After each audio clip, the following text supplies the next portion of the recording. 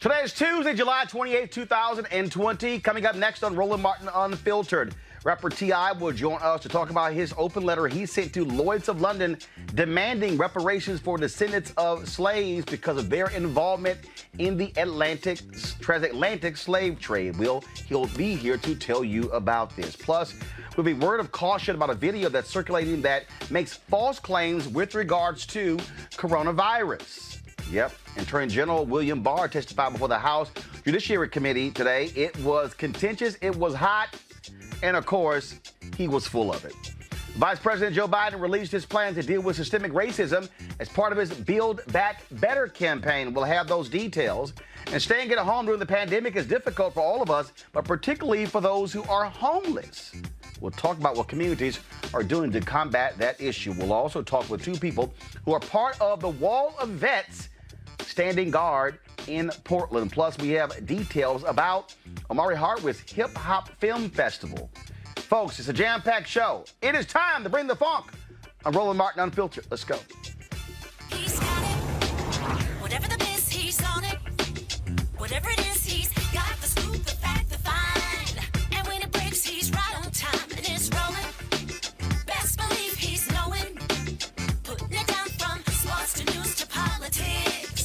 With entertainment just for kicks, he's rolling. It's on go, y'all. It's Roland Martin, yeah.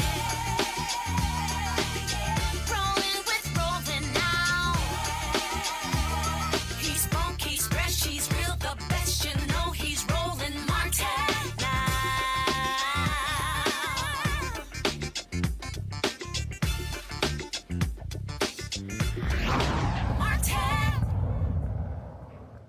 Folks, this is a live look of the U.S. Capitol where Congressman John Lewis's body is lying in state. Of course, it was lying in state in the Capitol Rotunda. But of course, as a result, what happened was that because of coronavirus, the Capitol is completely closed off. And so they moved his body to the welcoming area on the east platform. People have been there all day. It started yesterday, folks traveling there to show their, to express their condolences to the congressman. And so, again, his body is lying in state. He will be there until tomorrow, when his body will be transported to Georgia, where his body will lie in state in the state capitol in Georgia. And then what is going to happen? Then it will be there. Then, of course, his funeral will take place on Thursday at Ebenezer Baptist Church there in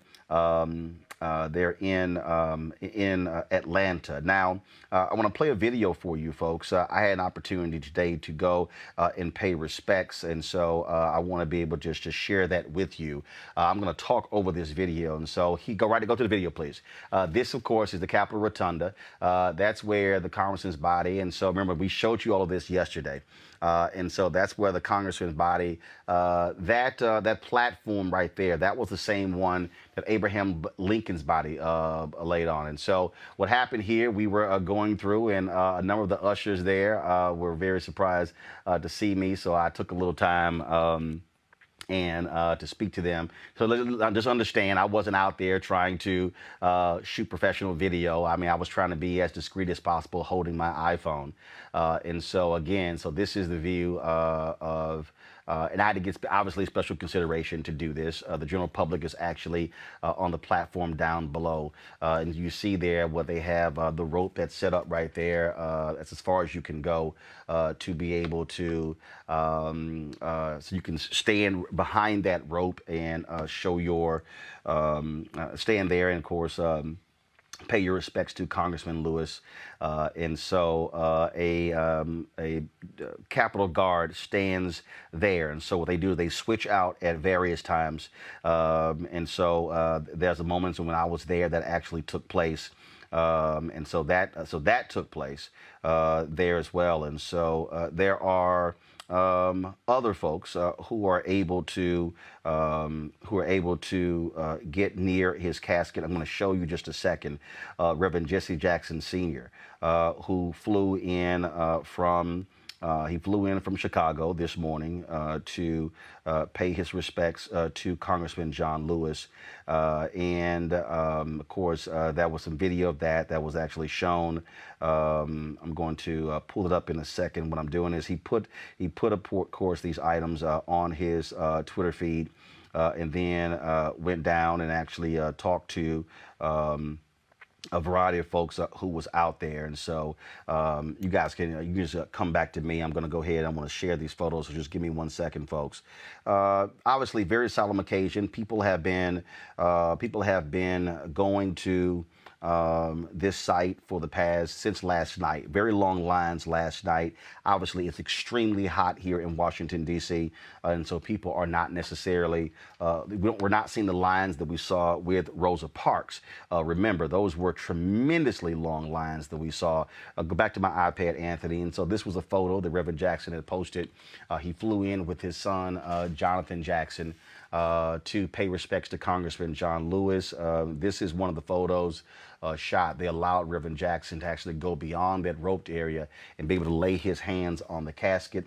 And then, so that's what, this was a video shot that was taken via C-SPAN. This right here is a photo that was on Reverend Jackson's Twitter feed as he placed his hands there on the casket. Just want to go ahead and zoom in there. I mean, this was someone who knew Congressman very well. Reverend Jackson, of course, has been battling Parkinson's disease. That's one of the reasons why he has slowed down tremendously. A lot of people have asked me about, even it's very difficult to hear Reverend Jackson as well. And so, and then here is another photo right here of Reverend Jackson paying his respects to Congressman John Lewis. There are very, very few folks left who were close friends with Reverend Dr. Martin Luther King Jr. Reverend Jackson was one of those folks as a young man who worked with Southern Christian Leadership Conference, who took over Operation Breadbasket. Dr. King sent him to Chicago to actually run that, and that's what he did. And so, again, an extremely emotional time for so many there in the U.S. Capitol, and so folks have been visiting for a while now. Again, paying their respects, and like I say, lots of caution has been taking place primarily because of coronavirus, and so folks have not wanted people to actually be ill. Go back to my iPad, please. And so this was a photo when I paid my respects today to Congressman John Lewis. I purposely wore this shirt, unbossed and unbought. That, of course, that was the phrase. That was the unbought and unbossed. That was the slogan of Congresswoman Shirley Chisholm. And so this is a photo there of the rotunda, and you see that's where his body, after visitation is over, they actually roll it back to that particular spot, and so you see that the very gorgeous and majestic Capitol Rotunda. And then these were just some other photos that I shot for y'all to be able to see what that looks like. And of course, the various wreaths there. You saw there are 3 wreaths there. There's one from the executive branch, there's one from the House of Representatives, and one from the United States Senate. And so those were the wreaths there, and that's another shot there.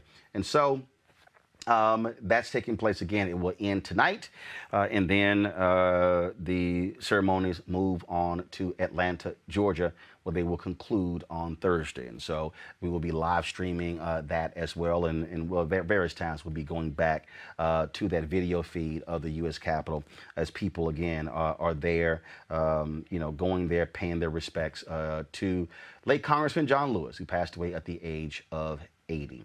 Folks, it has been 10 weeks since the murder of George Floyd, and there are so many different things that have been taking place all across the country, demanding action when it comes to racism, demanding action when it comes to companies over the issue of race inequity. Well, T.I. is calling out Lloyd's of London in an open letter demanding that the UK insurance company pay reparations to descendants of African slaves due to the company's ties to the transatlantic slave trade.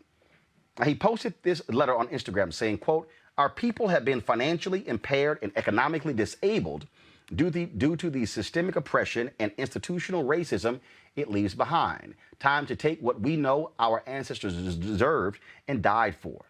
Well, joining me right now is T.I. T.I., how you doing, man? What's going on, bro? Good to see you, sir. Good to see you. So let's talk about this here. What caused you? What caused you to send this letter? Was it their admission of guilt for them ensuring property during the transatlantic slave trade? What started this whole thing for you? Well, I think it was a culmination of things. One, I did read the article where they did, and admirably so. I must give credit where credit is due because they've done more than most have. But I did see where they held themselves accountable for, I quote, their shameful role that they played in the transatlantic slave trade.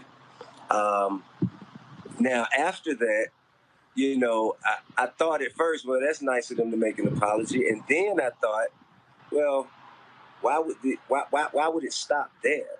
If you've already acknowledged that there's shame in the role you played, and you see that obviously there are effects left behind,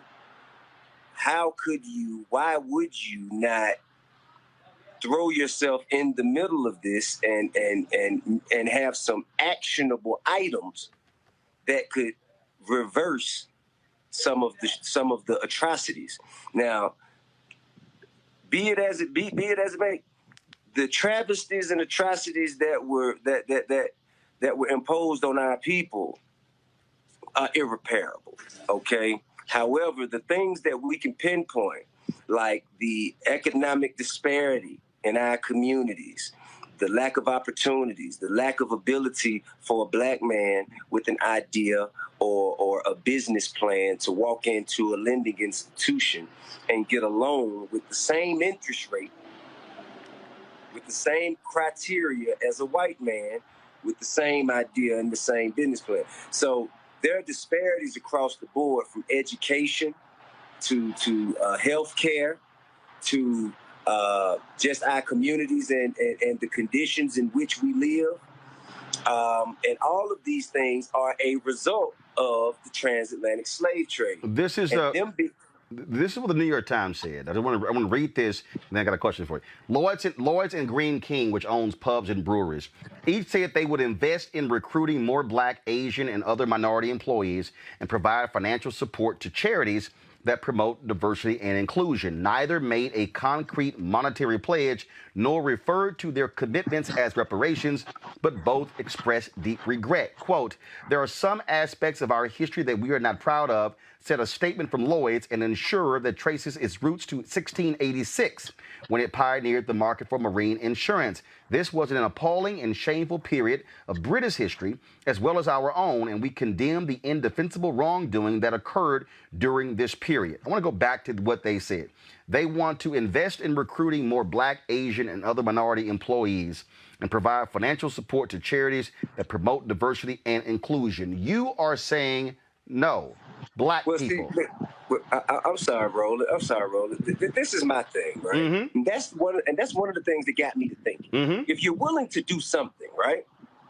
What makes you think that you could excuse yourself or rid yourself of the shame and the guilt that comes with your role in the transatlantic slave trade? What makes them think that they can tell us what it will take to make amends? What they should have done, in addition to that apology, is say, someone come to us from this community and let us know how we can correct this wrongdoing. You cannot do me wrong and tell me how you're gonna fix it. You must come and listen to, first of all, what the wrongdoing, what pain it has caused, what effects it has left behind, what damage it has done, and we must start there, and then we can begin to discuss how you can begin to fix it. You can't just come and tell me what you're going to do for me and expect for me to just nod my head in approval and say, yes, sir, yes, sir, yes, sir, that's just fine, sir. No, that ain't how, that's not how we work it. That may be how our ancestors work, but in their honor, in their defense, on their behalf, we're coming to handle this the correct way. Mm-hmm. And so at usorelse.org, you have a petition, and this is what you have on the site. First, 10% ownership of Lloyd's of London be given to us, the descendants of African slaves.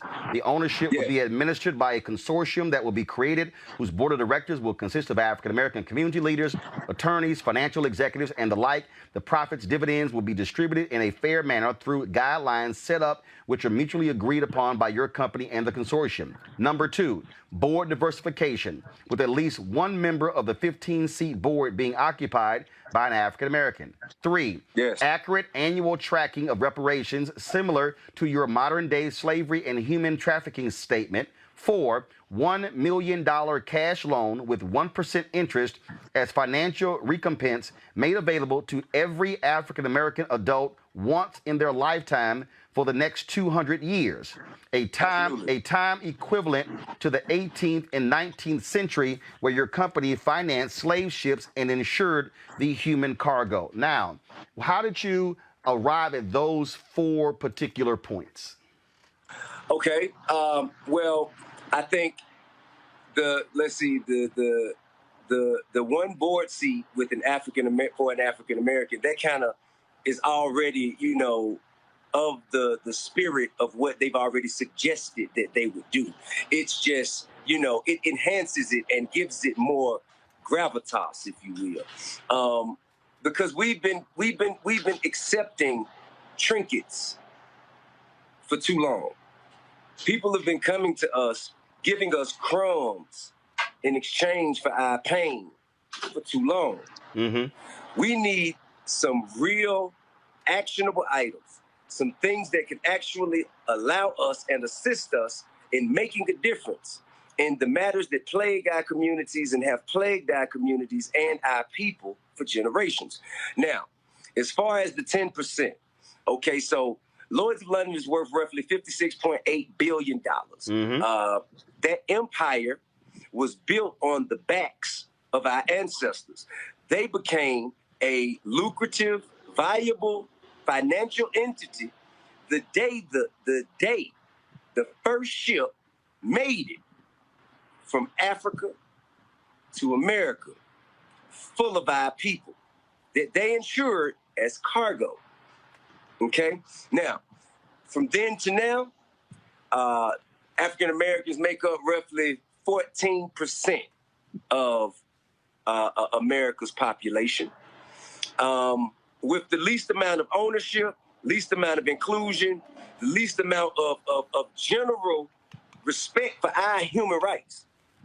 Okay? So by 14% that we make up, Black people. Now, some of us migrated, some of us migrated here, and, some of our parents may have already been born somewhere else like Africa or somewhere else where they are not necessarily descendants of slaves, but they're still Black and they still live in America. And of course, the slave trade dropped folks off in Brazil, in Jamaica, in the Bahamas, and other areas all throughout the Northern Hemisphere. Well, what I'm trying to do is I round it down from that 14% that represents African Americans in America. Right. I round it down to 10%. I think that's a fair representation of the percentage and equity in that company. Got it. Given the effects of what they were insuring and lending to allow to happen, the effects from then to now led to us being 14% of the population. Now, I want people to understand. Round it down, that's how I got to the 10% in equity of the company. Now, I want people to understand this here. And first, just for folks know, you and I communicate often. Sure. You didn't just throw this thing out just for the hell of it. You've been talking to others. You also understand that you need to have infrastructure to put this Absolutely. thing together in order to follow through, make sure these things are happening. So if this is not, I want everybody, I'm saying that I want people to understand this is not T.I. just posting something on Twitter and just popping off and let's just see what happens. No, you've been talking to others and say, no, we need to have the creation of an entity with the infrastructure to make this viable. Absolutely. And I've spoken to the likes of Robert Smith. I've spoken to Puff. I've spoken to Jay. I've spoken to Killer Mike, Tamika Mallory. Really, this is a vision that came to me, a strategy or an idea that I was the vessel to present it. But it is not mine and mine alone. This is for us. This is not, I mean, I live a pretty good life already. So my kids are set. My grandkids are set. However, if I'm not using my influence to make the world a better place for my children and grandchildren to live in, then everything that I've gained for myself is in vain. So that is the spirit in which I present this idea or this call to action to the people. Any holes that are in the plan, I welcome. Anyone who has a more of a financial background, who can, which is I'm depending on Robert Smith as of right now, and he's done pretty well. Yeah, he's only the richest African American in the country, worth $5 billion. That's it. That's it. You know what I'm saying? That's it. And we speak every other day or so. Just he's kind of monitoring the progress of the movement. And you know, the last time we spoke was about a week ago on FaceTime, and I just received a text from him, which I did not answer yet this morning. So I'm locked in with everybody who I can surround myself with, who's smarter than me, who has the information that I may not, and who can guide and direct us, not just me, us on a path from A to Z to completion. I think that we've spent too much time asking America, other governments, and other entities, asking them to recognize the plight that we are experiencing and expecting them to do the right thing out of the goodness of their hearts. That's not going to work. Life is about leverage. Yep. Okay? So right now, if we have not created the kind of leverage that would force anyone's hand to do the right thing on our behalf, it's never going to happen. Now, this is leverage, simply because there are still companies that are still earning money in business, counting profits today, like Lloyd's of London. They are still here, and they can be directly connected to the transatlantic slave trade. And the effects of the transatlantic slave trade can be directly connected to our communities and our people today. That is what we use. That is what we need. That is how we pull ourselves up by our bootstraps, the way the far rights have been saying for generations. Last question for you. To that particular point, Ice Cube has put together his agenda for Black America. I'll be talking to him on the show soon as well. I'm talking to others as well. But the thing that I keep saying to folks is that you cannot achieve any of this with folks just one person over here, one person over here, one person over here. It's taking advantage of, to what you just said, the intellect, the genius that exists within our people to say, how do you make it happen? I have, give me 1 second. I meant to have it sitting next to me, but I don't. So, for instance, I talk about this book all the time. Okay, what time is it? And it's about Operation Breadbasket.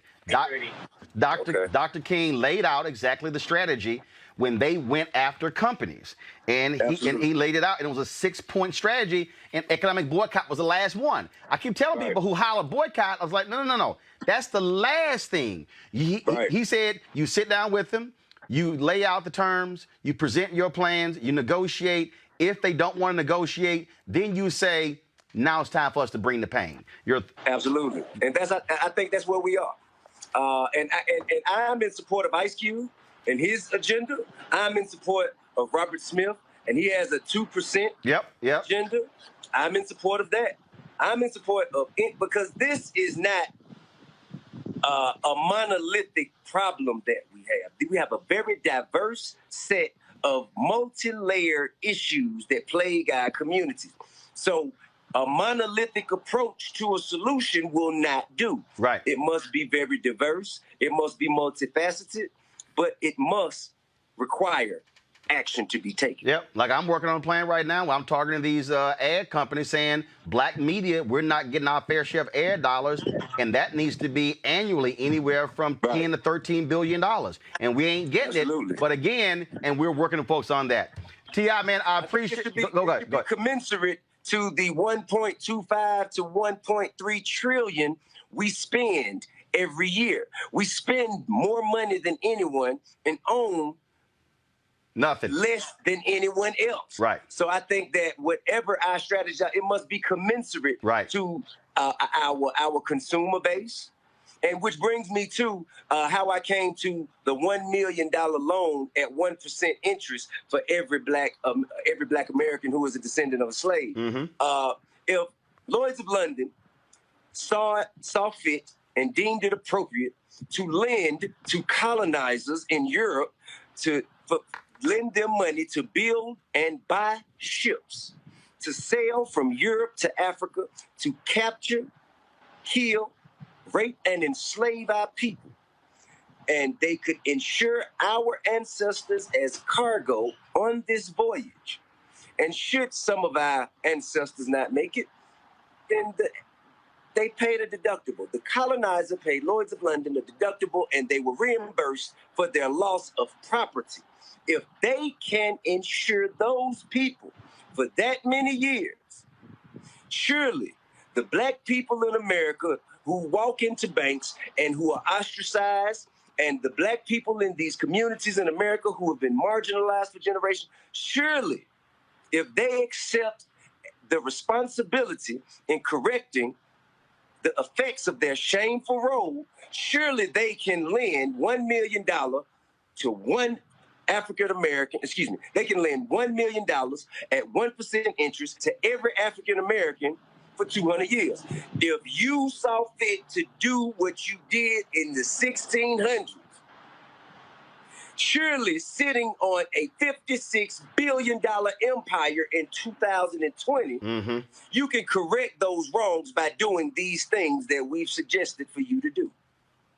All right. Or else your apology was empty. Or else you didn't really mean it. Your deadline is Just when? lip service. Your deadline to Lloyd's of London is when? Say it again. Your deadline to Lloyd's of London is when? Well, I gave them 10 business days from the time that the letter was released, and that is Friday. This upcoming Friday makes 10 business days. Have you heard from them? Also, this upcoming Friday. Have you heard from them? I have not heard from them, and I have sent the CEO of Lloyd's of London. I sent the letter to him personally, as well as making it an open letter. I've done 2 interviews with Forbes. I've been on Billboard. They can't miss us. Right. So they are intentionally ignoring us at this point. And after Friday comes, we must go into phase 2, which is, I guess, and that is approaching their clients. Right. One of which is 20th Century Fox. Okay. David Beckham. I think he's a part of a company who is insured and who does business with Lloyd's. Yeah, there's a whole bunch of companies they insure. There's a whole lot of them. There's a whole list of them. Yeah. But we must approach them. And we must then use our consumer base, the $1.3 trillion that people depend on us to spend every year to reach their quota and to cover their losses and earn their profits. We must approach them and say, hey, are you aware of this? Now that you are, well, what do you think? Do you think that it is right for them to have participated in the transatlantic slave trade, knowing the atrocities that the ways that it affected our people, knowing that what we're going through right now? Do you not think that they should hold themselves accountable and rectify it with some actionable items, holding themselves financially, equitably responsible? Absolutely. And either they will pull their contracts from Lloyd's of London, or they will persist that Lloyd's of London answer to our call to action. All right. Well, keep us abreast. We're certainly right there with you, and we'll keep covering this as well. Absolutely. Go to usorelse.org to sign the petition. It's power in numbers. The more we unite, the more we stand together, the more we achieve. Love. T.I., appreciate it, bro. Take care. I know. All right, folks. And now I want to introduce our panel. Kelly Bethea, communication strategist. Michael Brown, former vice chair of the DNC Finance Committee. Mustafa Santiago Ali, former senior advisor, Environmental Justice, EPA. I'll start with you, Mustafa. I talked about those 6 steps. The book I'm referring to, y'all, is called Operation Breadbasket, an untold story of civil rights in Chicago, 1966 to 1971 by Martin Depp. He was one of the pastors. He was one of the pastors who was on the committee. Now, first of all, let me give some history to this. It was Reverend Leon Sullivan who employed this tactic in Philadelphia. Dr. King heard about it. Dr. King asked Reverend Sullivan to come present it to the Southern Christian Leadership Conference. He did so, and they adopted this as an official policy of the Southern Christian Leadership Conference. Operation Breadbasket later morphed into Rainbow Push Coalition. But this is what they outlined, Mustafa. First was information gathering. After initially contacting a company, they would meet with the CEO to request their EEOC numbers. The second thing was what they call a committee evaluation. Their own team would then evaluate the information. They will then go into negotiation and education. And that is not only negotiating with the company, but also educating the people, educating the parishioners of these various churches. The fourth thing was this here. If CEOs refused to share information or to continue discussions, the pastors went to the pulpits to announce the injustice. That was economic withdrawal. The fifth piece was the agreement covenant. So typically what happened was those companies, after the protest, entered into an agreement and a covenant. And then number 6, which he said was the weak link, it was monitoring. After the euphoria of an agreement, we moved on to other targets, but the need to monitor the PACs became clear when early reports usually revealed foot dragging. Mustafa, the reason I'm laying those 6 things out is because what we have seen recently, folk are real quick to stand up at a news conference or to put on social media, boycott. You ain't informed nobody. You've educated nobody. You haven't established your target. You've done no research. So when T.I. says go there to usorelse.org, sign the petition, his whole point is I need to be able to walk into Lloyd's of London and say 8 million people have signed the petition. 10 million have signed the petition. But if he walks in there and says, I got 1,500, Lloyd's of London says, you ain't even getting a meeting. Right. Yeah. No, I appreciate everything that Tip and everybody else is moving forward on. And those steps that Dr. King and others laid out are the steps that one business can understand because they understand a systemic sort of process that if you do this, then this will happen. And if you don't do this, this is going to happen. And the other part that you raise is the accountability. I can't tell you how many times I've seen communities engage with business and industry, and they would say, okay, yeah, we're going to do X, Y, and Z. And then, you know, when the cameras went away or whatever the situation was, then 3 years, 2 months, whatever the time frame is, people are not living up to the, the letter of the agreement or of the understanding that was pulled together. And the other part is the education. If you want to really mobilize people, you have to help them to be educated. And then you can actually see real leverage happen because people understand they are now vested in the process.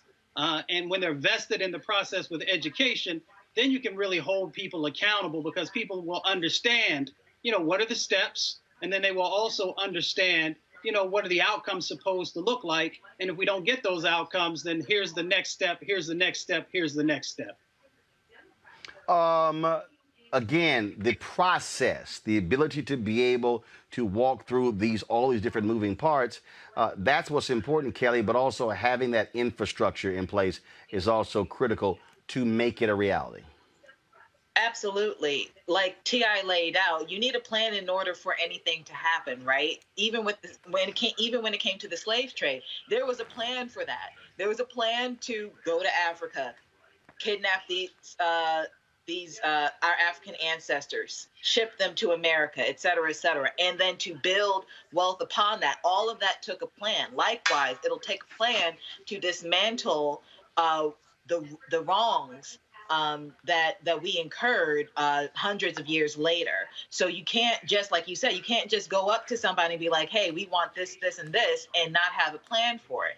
Everything requires a plan. And T.I., along with the people that he named, Robert Smith, Jay-Z, Nas, everyone, they all have a piece of a plan in place that all it needs is a better infrastructure, more people behind it. And that's why you have petitions. That's why you have boycotts and the like, but specifically petitions, because those are documented things. It doesn't come off as brash. It doesn't come off as impromptu or rash. It comes off as logical. It comes off as, hey, we have a plan for you to rectify this, and this is how you want us to do it. With protesting, not so much. That's the first step, but we've gone beyond that, so I applaud T.I. for bringing this to the table. What we are seeing, Michael, again, we are seeing folks who understands the world and America understands money. At the end of the day, money. And so protest is one thing, but the protest has to result in something. One, obviously, public policy changes. Two, also seeing these companies make changes in their policies and also in their spending commitments. That's what we're talking about now. In this case, what he is saying is you need to be offering reparations for how your company was built.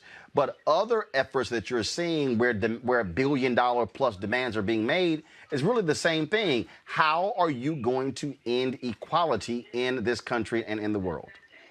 Well, I think if we use some of what John Lewis, and obviously may he rest in peace, and Roland, good job on covering that today. And I paid my respects as well. That it's important that my father used to use this word with me all the time, Roland, called stick-to-itiveness. And it's going to take more than a couple of weeks for this kind of change, a couple of months, a couple of years. And John Lewis, I think, made it very clear. It sometimes can take a lifetime. And when he started in the late 50s, early 60s, up until the day he died, we're still not at a perfect union. We still have a long way to go. And so when, as you and I have talked about before, Roland, when I worked with Puffy on his Vote or Die campaign, one of the first things we talked about was you got to stick with this. It can't be just a one election cycle thing. Yeah, you're going to sell some T-shirts. No one's saying you can't make money off it. Do good and do well at the same time. But you got to go through every election cycle, even for city council and for mayor and for governor, of course, for president, or county executive. And I think what has happened is, and only a test of time will tell, if after the George Floyd murder, after these incredible protests, we'll see what happens, because Mitch McConnell certainly is not listening to protesters. And so it's going to take that. If you really want change, you have to change the laws, which means legislative activity, which means keep working. And it's not going to happen overnight. And not in fact, yesterday, Reverend Jim Loss was on yesterday. He said, look, this is not going to happen in your lifetime. He said, but you have to, it's building blocks. You got to keep building on top of that. Absolutely. And that's what John Lewis talked about. And that's what has to continue. We can't get frustrated, take our ball and go home if that change doesn't happen overnight. Folks, let's talk about one of the issues that we're being impacted by that stems from this long history, of course, COVID-19. African Americans are dying at a rate higher than everyone else. Also, though, local and state governments across the country have set various social distancing guidelines and stay-at-home measures. But what happens if you're homeless? That's an issue. This is particularly true for people of color who are living on the streets in places like LA and other cities across the country. Joining me now to talk about what community organizations are doing to help is John Masiri, CEO for LA-based The People Concerned. John, glad to have you, Roland Martin Unfiltered. Huge problem there in Los Angeles. They're moving people out of different places. This is happening in other cities where they're displacing the homeless. But look, they are also impacted by COVID-19. Yeah, absolutely. First of all, thank you, Roland, for having me. It's a pleasure to be with you. And what we're seeing in Los Angeles is that Black and brown people are 2 times as likely to die from COVID-19 as the general population.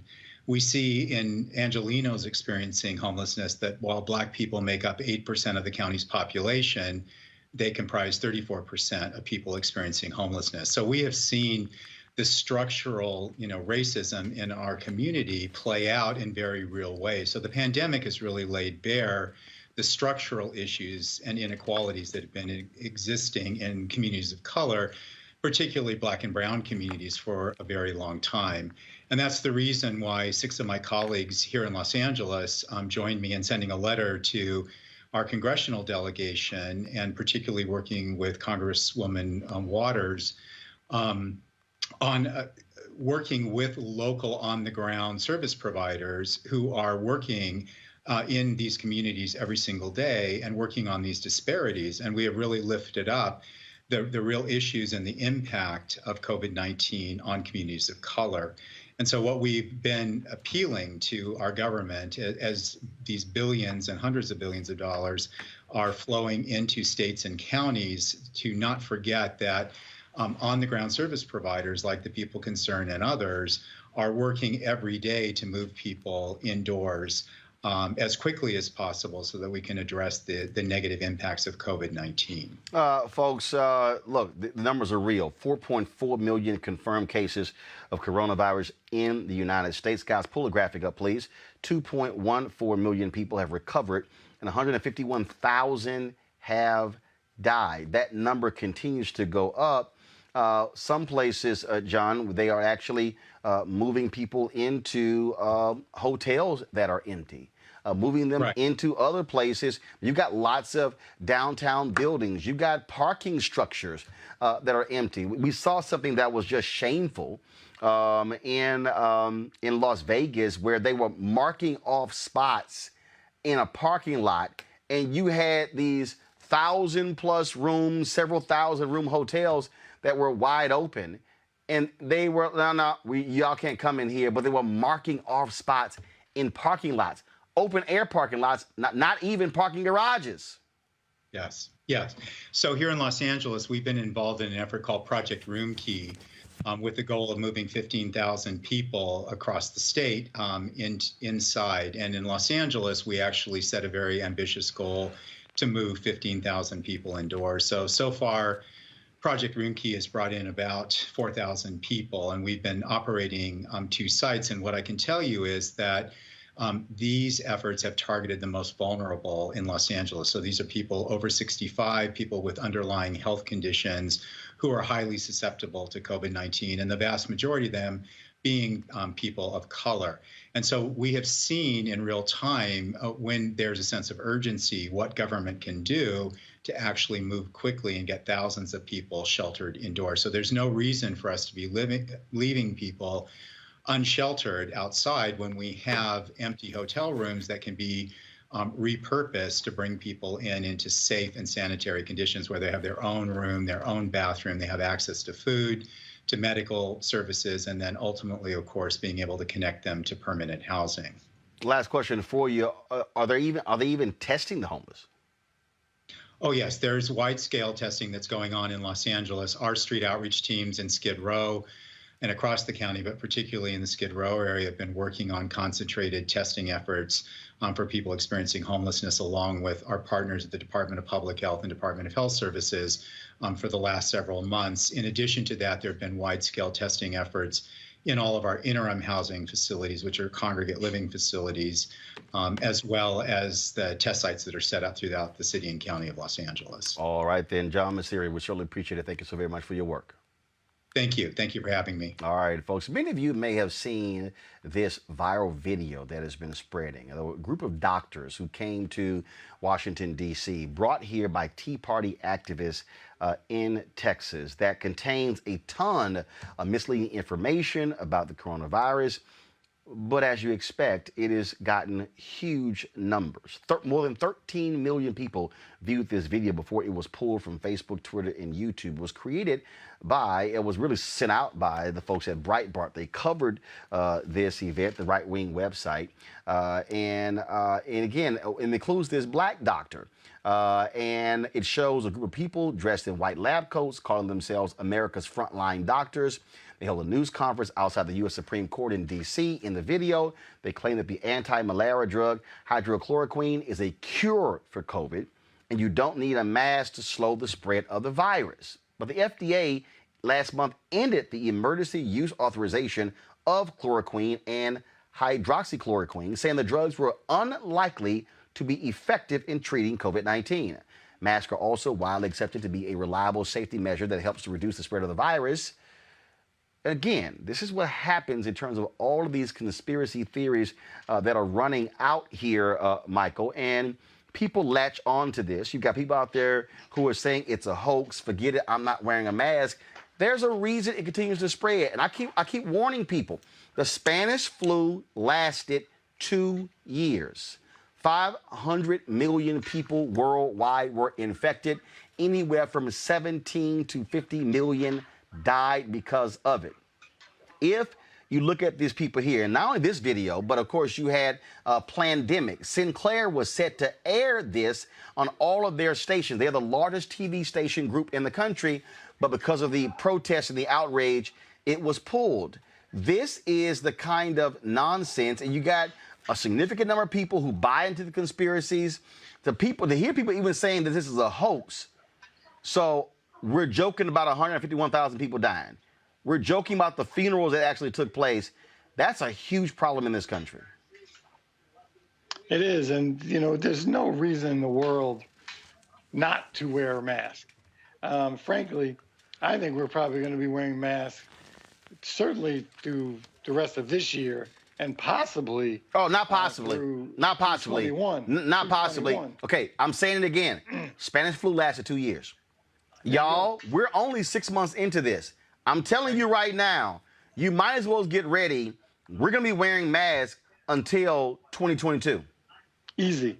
And it's going, even if the vaccine does come in early next year, there aren't going to be 350 million doses to take care of everybody. And that's just here in this country, having nothing to do around the world. So it's going to take a minute. There's no reason not to wear a mask. And frankly, I don't know how, one of the ways to deter people, and I don't know about, 45 supporters, they may never wear masks just on GP. But for other folks, you can give them a dirty look because all they're doing, I understand, I'm not going to get it, but you could give it to somebody else that you care about.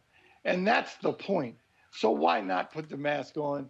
If we're inconvenienced for a couple of years, better for our country than worse.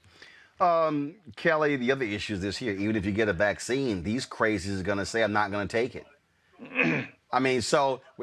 Hell, they already won't wear a mask. The fact that being well has been politicized to this extent is baffling to me.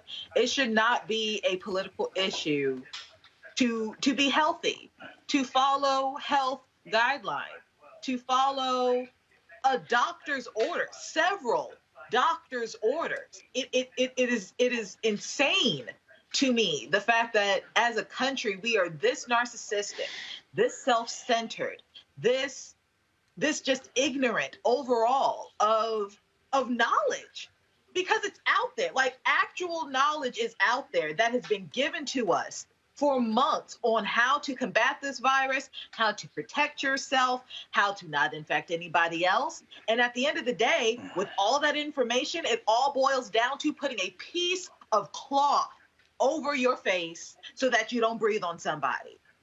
It does not make sense that a piece of cloth has been politicized to the point of even further polarizing our community, our country, when it comes to our health. It does not make sense. And with these videos that have come out, like Plandemic and the one that you just mentioned, all it takes is going to a trusted news source that has already been vetted time and time again to disprove to you, to disabuse you of the notion that any of the stuff in these videos are true. And yet we are so hungry for something larger than just wearing a mask. We are so hungry for the conspiracy. We are so hungry for the big thing. But it's really simple. Wear a mask. Wash your hands. Stay home. It does not make sense that these things are hard for you. It shouldn't be. Here's what's crazy, Mustafa. One of the doctors, this woman named Stella Emanuel out of Houston. Go to my iPad, please. Daily Beast has this story. Donald Trump has actually retweeted this video. Donald Trump Jr. has called it a must-watch video. You even have Jack Del Rio, NFL coach, saying, hey, this all makes sense. This woman here, this is crazy. This woman here has said sexual visitations by demons and alien DNA are the root of America's common health concerns. That right there says all I need to know.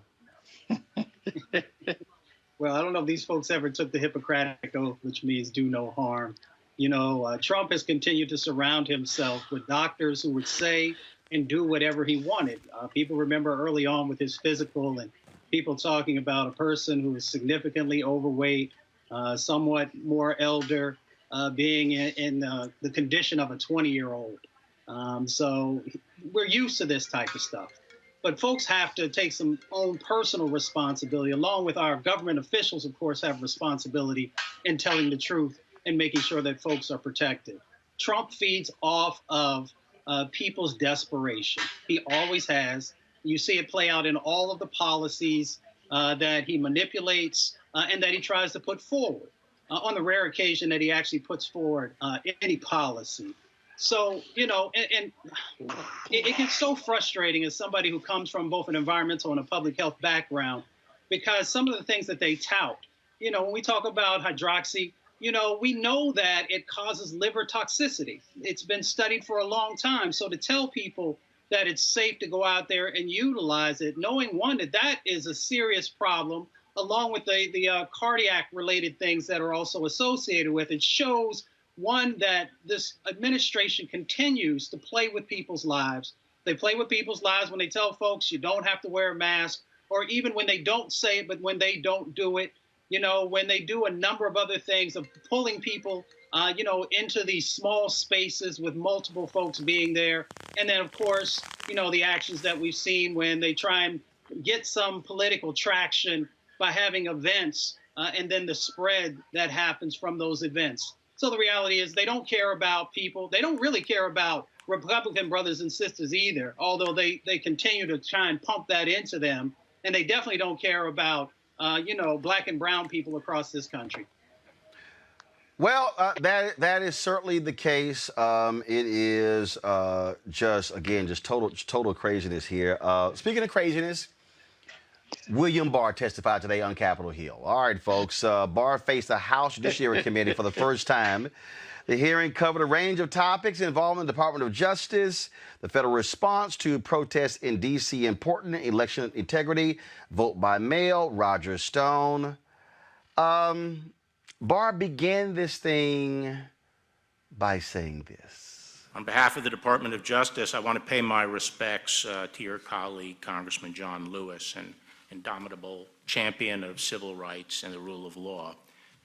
I think it is especially important to remember today that he pursued his cause passionately and successfully with unwavering commitment to nonviolence. As I said in my confirmation hearing, the Attorney General has a unique obligation. He holds in trust the fair and impartial administration of justice. He must ensure that there is one standard of justice that applies to everyone equally, and that criminal cases are handled even-handedly based on the law and the facts, and without regard to political or personal considerations. And I can tell you that I've handled criminal matters that have come to me for decision in this way. The President has not attempted to interfere in these decisions. On the contrary, he has told me from the start that he expects me to exercise my independent judgment to make whatever call I think is right, and that is precisely what I've done. Now, that did not sit well with Congressman Cedric Richmond of Louisiana. Attorney General Barr, you started your testimony with eloquent words about the life and legacy of John Lewis, fighting systematic racism, voter intimidation, civil rights.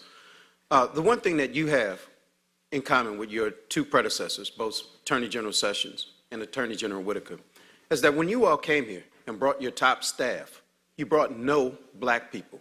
That, sir, is systematic racism. That is exactly what John Lewis spent his life fighting. And so I would just suggest that actions speak louder than words, and you really should keep the name of the Honorable John Lewis out of the Department of Justice's mouth. Let me also say, you mentioned bogus Russiagate. In your opinion, as the Attorney General of the United States of America, did Russia interfere or attempt to interfere in the 2016 election? Yes. In your position as the Attorney General of the United States, is Russia attempting to interfere in the 2020 presidential election? I think we have to assume that they are. Thank you, sir. Now, let's talk about the integrity of the election, which is also something Congressman Lewis fought for. Jared Kushner implied that the president could move the election day. Can a sitting U.S. president move an election day? Actually, I haven't looked into that question under the Constitution. Well, 2 U.S. Code Section 7 says federal election day is the Tuesday after the first Monday in November. So if you take that as a correct statute, is there any executive action by a president? I've never been asked the question before. I've never looked into it. As Attorney General of the United States, do you believe that this 2020 presidential election will be rigged? I have no reason to think it will be. President Trump tweeted that the election will be rigged, but he also tweeted that when he was losing to Hillary Clinton, and he tweeted that the day after it was Fox showed that he was losing to Trump. But I don't want to be too political. Do you believe, as the Attorney General of the United States, that mail-in voting will lead to massive voter fraud? I think there's a high risk that it will. Do you ever vote by mail-in ballot? Apparently I did once at least. But you believe that other people voting by mail could lead to massive fraud? No, what I've talked about, made very clear, is that I'm not talking about accommodations to people who have to be out of the state or have some particular need not to, inability to go and vote. What I'm talking about is the wholesale conversion of election to mail-in voting. You do understand that African Americans disproportionately do not survive COVID-19 coronavirus. You are aware of that? I didn't hear the question. You are aware that African Americans, black people, disproportionately die from COVID-19 coronavirus, correct? Yes, I think that's right. And not that it would be the first time that African Americans would risk their lives to vote in this country to preserve its democracy. But the suggestion is that them having the ability to vote by mail would somehow lead to massive voter fraud. But I won't stick to that. No, I didn't say that. I just state, I think, what is a reality, which is that if you have wholesale mail-in voting, it substantially increases the risk of fraud. But it doesn't make it likely. That's all I said. See, this is the complete bullshit, Michael, that these folks love to lay out. What Barr's doing is what Trump is doing. They are lying. They are liars. Trump is voted by mail. Barr is voted by mail. Kelly, what's her name? McEnany voted by. All the people voted by mail. You know, what's interesting is as a legislator, and as you know, Roland, I was a legislator for a little while, and it's so hard. You have your list of questions. I love Senator Rickstrom, good friend, and you have your list of questions, and you want to get through them in those 5 minutes, and that 5 minutes goes very quickly. But you also have to listen to the answer of the person in the hot seat. And so when he starts talking about that, the natural question should be, what is your evidence of voter fraud? He doesn't have any. And he'd have to say, "No, I don't have any," because there isn't any. Even the defunct voter fraud commission that 45 put in place couldn't make anything stick. So they collapsed. So listen to your witness.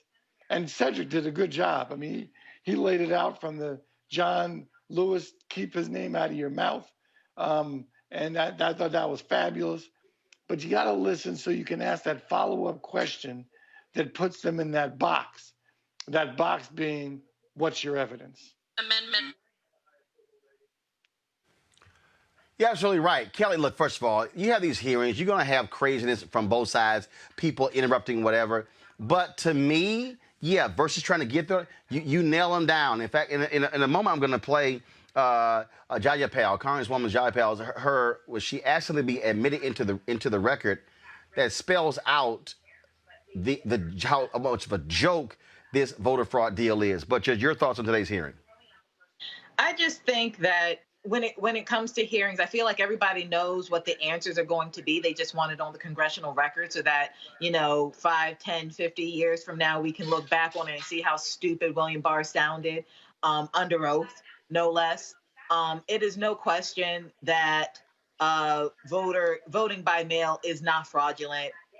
There's no risk of increased fraud by voting by mail. There have been several states for years that have always been voting by mail, specifically in the West. This is dumb. This is absolutely dumb, and Barr included. It's just frustrating to me how propaganda and gaslighting has just infiltrated itself into our political culture and our standing in the world, to the point where we have to have hearings like this to dispel it all. But it is clear that Barr is lying. It is clear that he's a crony for the Trump administration. And we just need to do everything in our power as citizens to vote them out come November. Yes, I do.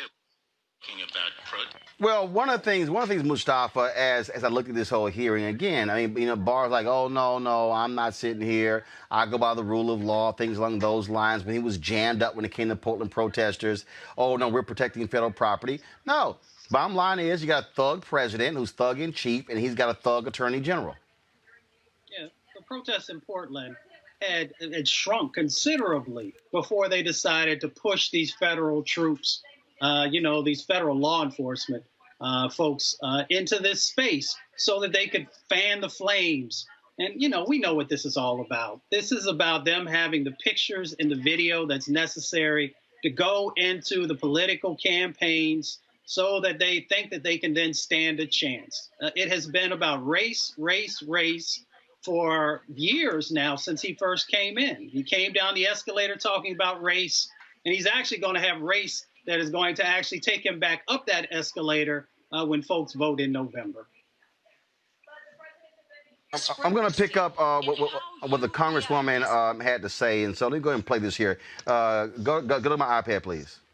The top cop in this country. When white men with swastikas storm a government building with guns, there is no need for the president to, quote, activate you, because they're getting the president's personal agenda done. But when black people and people of color protest police brutality, systemic racism, and the president's very own lack of response to those critical issues, then you forcibly remove them with armed federal officers, pepper bombs, because they are considered terrorists by the president.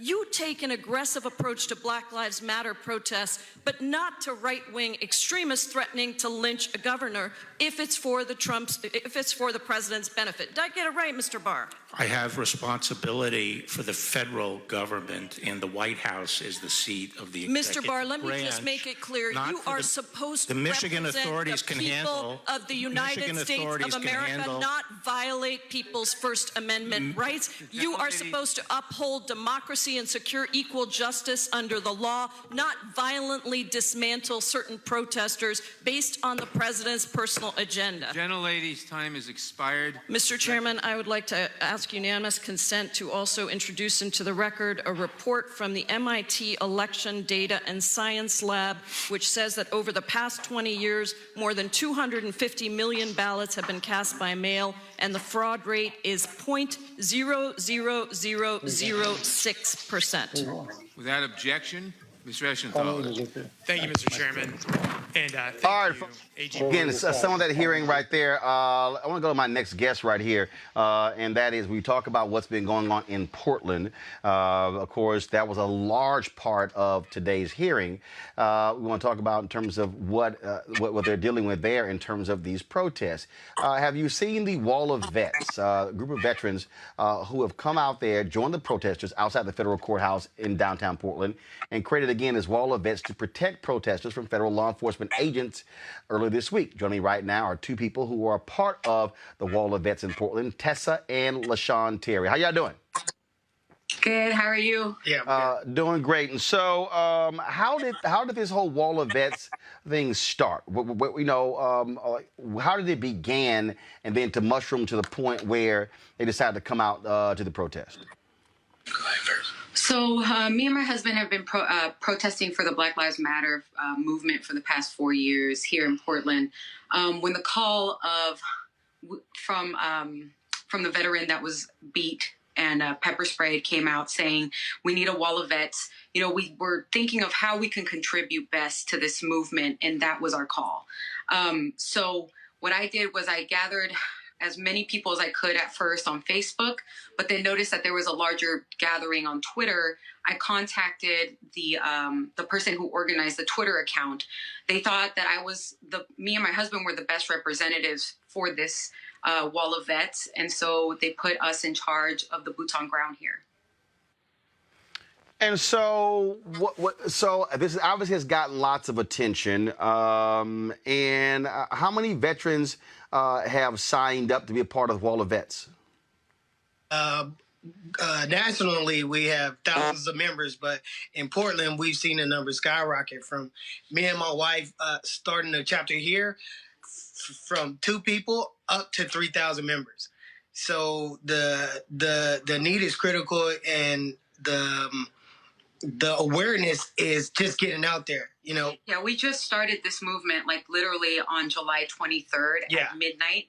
And we've had the numbers just skyrocket. But, I keep reminding everyone that we're not the Wall of Moms. We don't have hundreds of or millions of moms. We don't have a whole population. We don't have those numbers. So as many veterans as we can possibly get, specifically veterans of color, Black leadership, that we can get into this movement. That's the main focus right now. To support Black Lives Matter. Well, and I got to ask you this here, because I've had different media people call me asking about this. We've talked about this here. There are some folks who are saying that there are provocateurs who are a part of these protests who are purposely trying to change the storyline. Others have saying that white folks in Portland should stop centering these themselves and make sure that this is about Black Lives Matter. And of course, you see the response from federal authorities as well. And so first off, who's actually in charge of these protests? Is it organized? And how are people checking others in terms of their behavior?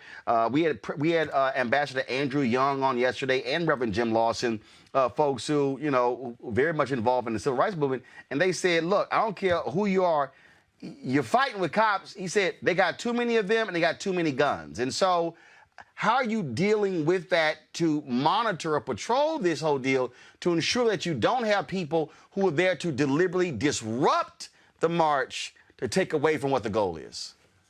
So there's 2 things that we're doing right now. We have a code of conduct that we're about to put out to the group. Like I said, this is we're right at the beginning of the the beginning of the center stone. We're putting everything in place to make sure that we prevent these things from happening. We have a code of conduct. Yes, we do organize. So me, myself, my husband, other people have been helping us organize this. And what we do every night, first, leadership has been vetted to verify that we do have a military background. Yeah. The other step that we've taken is to read out our expectation and our mission statement. You know, as military members, we are used to organizing quickly and being efficient at that. And I think that all of us together have been taking as many steps as we can to make sure that, first of all, our focus is Black lives. Second of all, that we are checking each other. And I think that's part of the call to leadership of color, specifically Black leadership. Mm-hmm. You know, we are trying to find, we're trying to align ourselves and also find alliances, form alliances with other Black veteran groups so that we can contact them so they can join our movement. You know, Oregon in general is a very white state. Yeah. So, you know, I think we represent a percentage, just literally me and my husband, the right amount of percentage out of all the vets. I think we're like less than 10%, you know, people of color. We represent that number. But in other states where the number is much higher, I know that the call is being put out to reach out to those right organizations so that this does not, the focus of our group does not become that how historically has become the fight of white people, or white people have taken charge of the fight. We want to make sure that that doesn't happen. No, it's not that. And these people in Portland have literally protested for 54 days.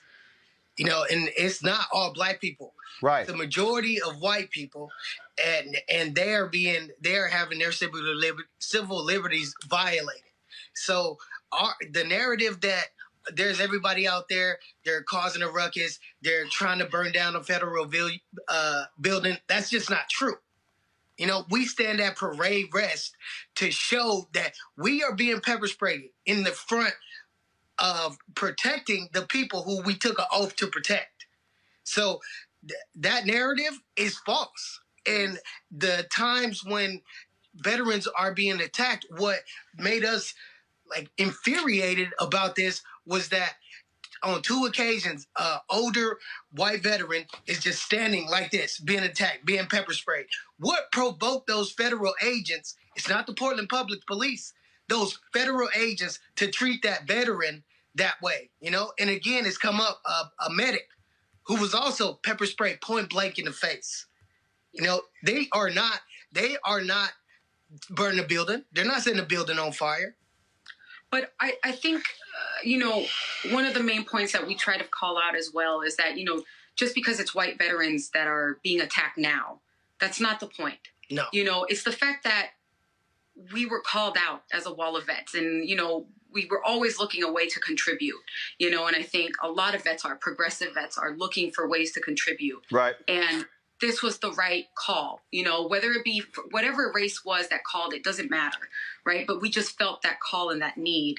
And what better way than people who have fought for this country put their lives on the line to do it? Well, it sort of reminds me of all of these right-wingers who were out here who were like, oh, veterans, how dare you insult veterans when Kaepernick kneeled? Then you had Vets for Kaepernick who came out and said, wait a minute, you don't speak for all of us.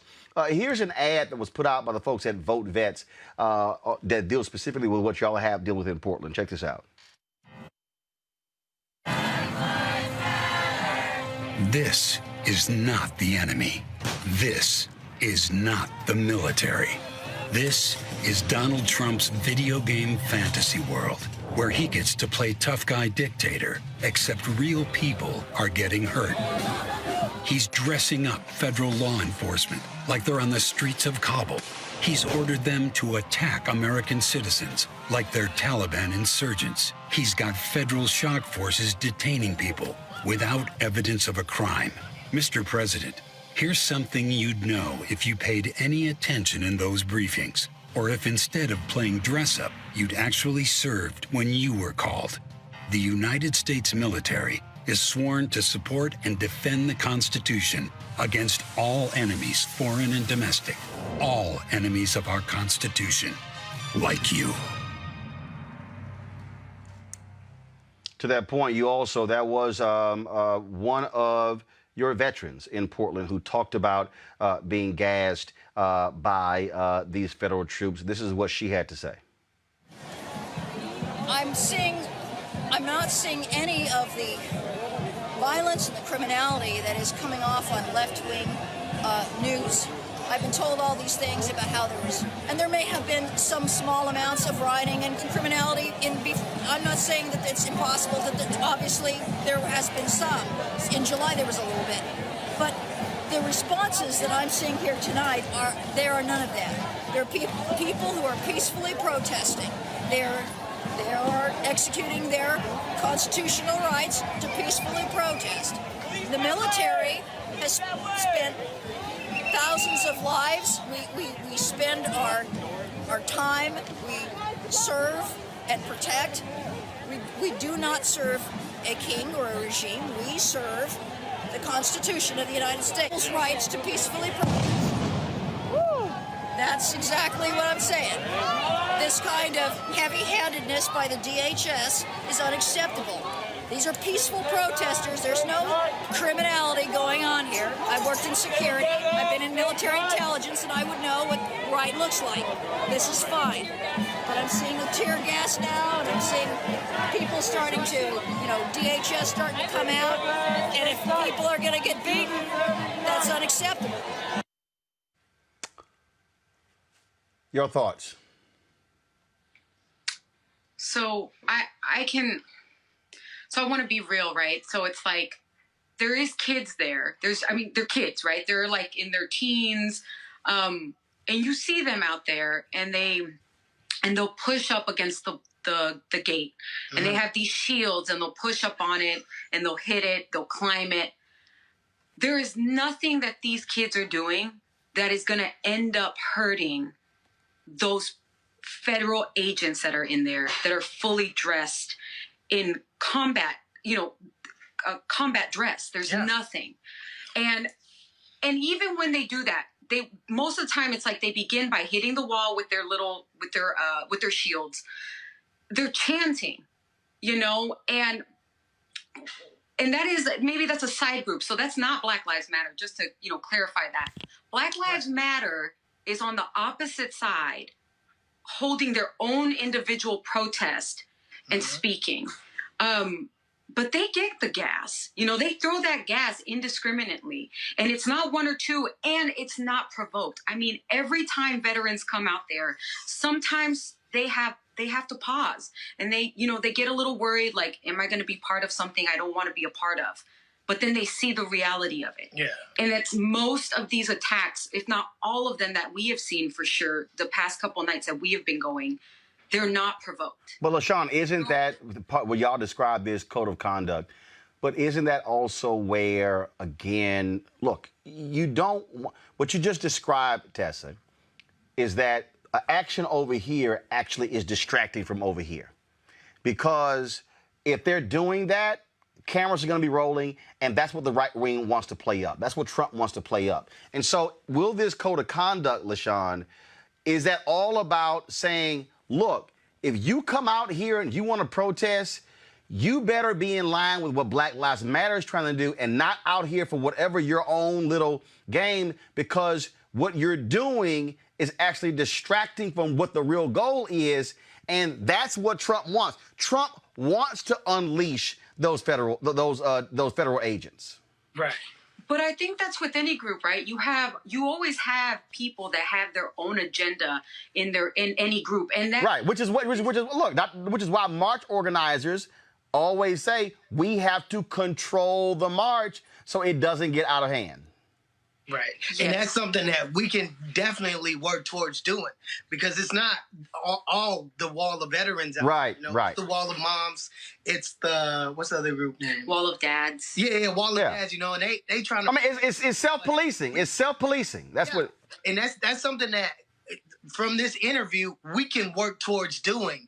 And that's something we control on our part. Yes. But what we need as a people is to have our elected officials control what the police officers are doing, right, so that we don't end up in situations like this in the first place. Absolutely. This is all a response from the killing of George Floyd. Yep. Having his neck kneeled on, being protected by police officers while they killed that man. You know, this is not out of nowhere. And this anger and frustration is, I think, is justified. You know, it is justified. 54 days for one life. And it's not just one. It's just baffling, you know. This is our history in this country. It took us 400 years to get here, and we're still trying to say, like, we're still trying to justify what a small amount of people are doing to the rest of the world, where you can't do that no more here in Portland because these white people are here protecting the black people. If the media would show what happened, what is going on from the hours of 12 o'clock up until 1:30 and 1 o'clock in the morning, right? That's all peaceful protests. You know, but this very small time frame of aggravation and rage is justified to me because those police officers took a man's life.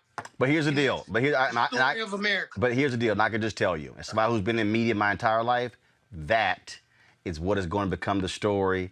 That's why that video was played today in the hearing by Republicans, because it's about controlling the narrative. And that's the piece. It's all about controlling the narrative. Tess and LaShawn, we certainly appreciate it. We look forward to having you back as we continue to monitor what happens there in Portland. Thank you so much, Roland. All right, thank you very much. I'll go back to my panel. Kelly, I want to start with you. What they're saying, they're absolutely right. I go back to the march that took place in Memphis, Dr. King, so what happened was front of the march is going fine, then all of a sudden, some young folks in the back of the march started smashing windows, tearing up stuff. March, all of a sudden, cops rush in. They grab Dr. King, throw him into, rush him into a hotel and throw him in, for his safety. But this is the thing that protesters and organizers are always afraid of: a small group of people creating mayhem. There's a story out there in Minneapolis. The police say that this white guy who was seen busting windows was a white supremacist.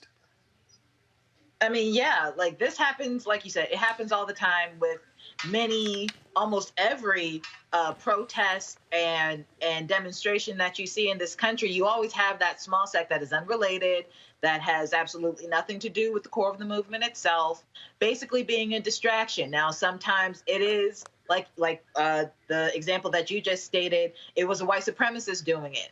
Sometimes those are tactics from the other side to thwart the efforts of those who are really just trying to bring light to a specific issue. Other times it's just people who, like the previous guest said, are just frustrated youth who do not comprehend the gravamen of the offense yet, who are just expressing themselves in the best way that they know how, which is just, pure frustration, whether it's, hitting the officer, hitting the building, graffiti, whatever.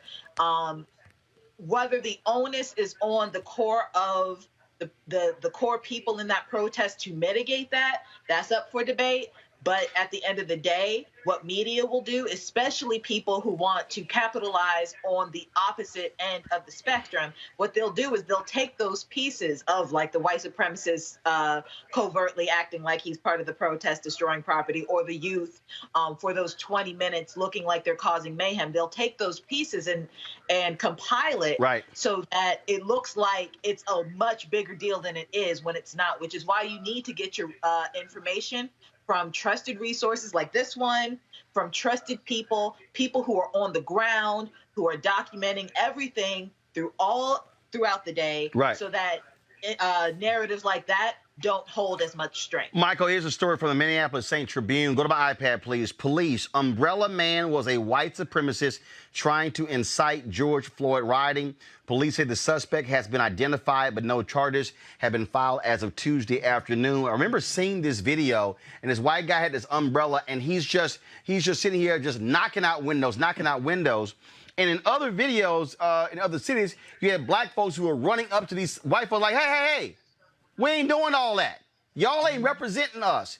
And that's where, again, the self-policing comes in, because you're going to have these people who are doing, that's exactly what they want to do. They want that video to go, see, there they go, tearing up stuff.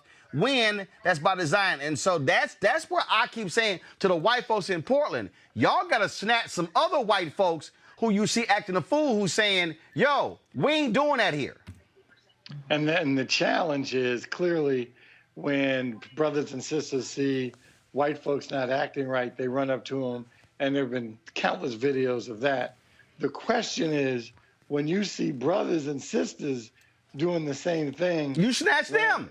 You need to snatch them, and that I don't think that should be considered snitching in this situation, because it's hurting the larger goal of your message. And sometimes you just need to say, hey, man, you need to snatch them. They need to be snatched. But folks won't do that. They'll do it to the white folks, but they don't seem to want to do it to brothers and sisters.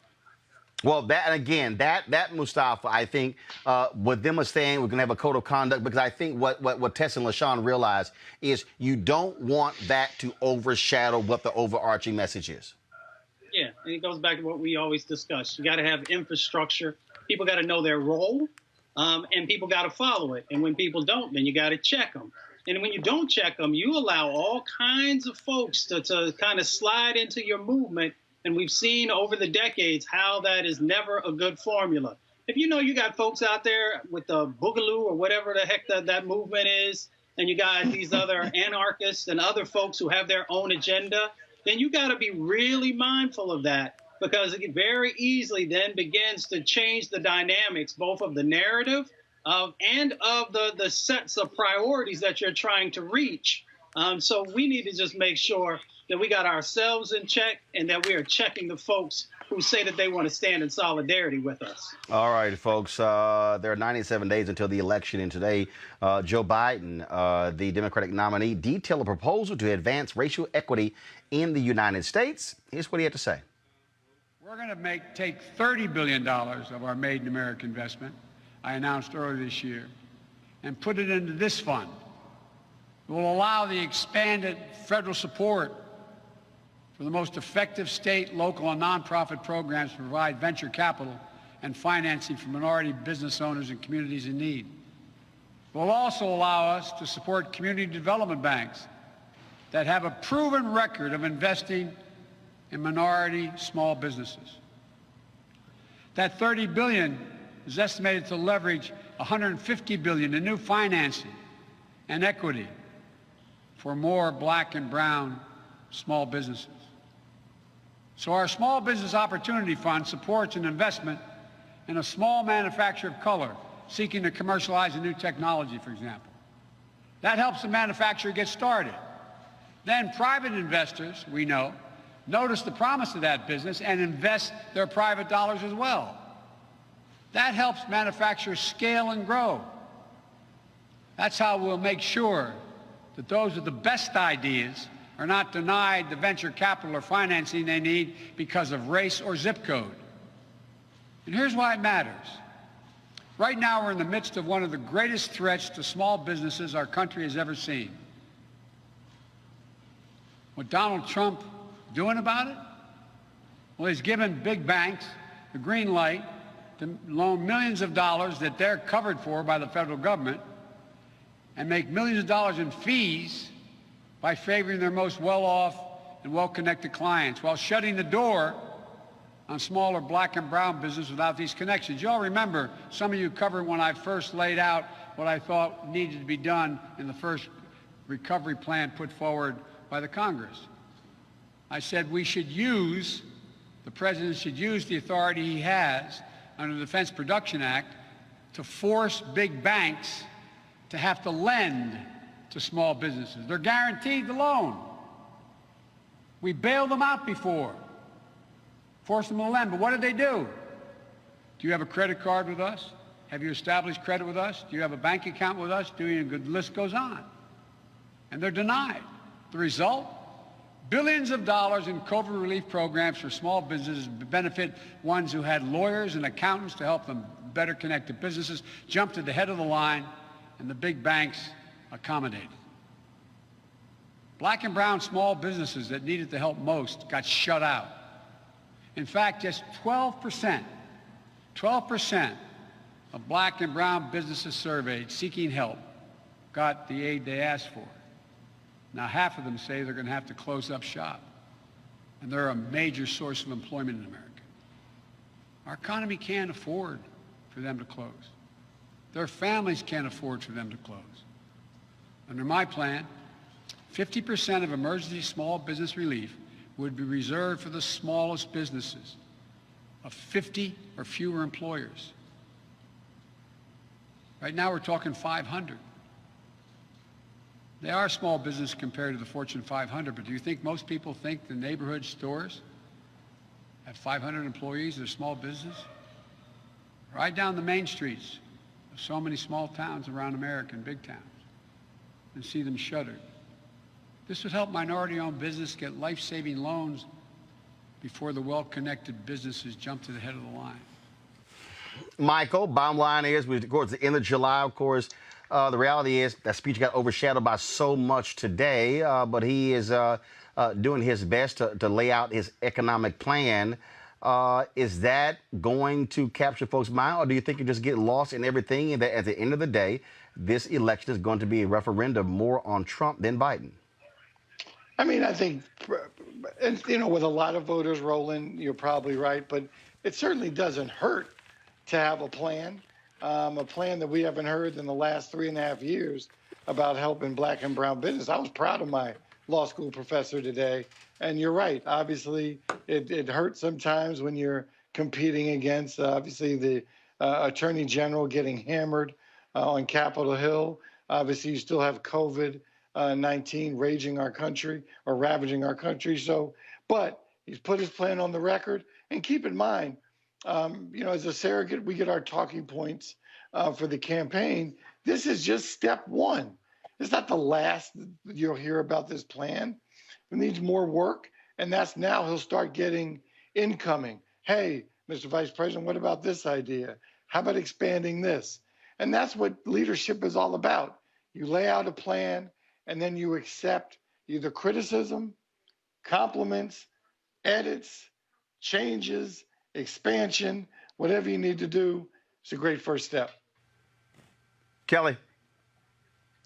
To answer your specific question, whether it will gain traction or get lost in the South, unfortunately, I do feel like this particular time it will get lost, given everything that's happened today between John Lewis's viewing, Barr's hearings, what's going on in Portland.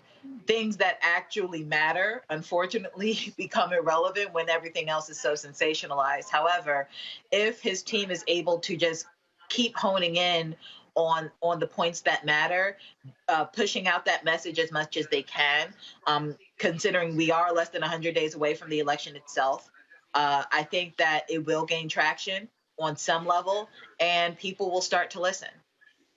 Mustafa. Well, let's start with here. Communication directors, know your landscape.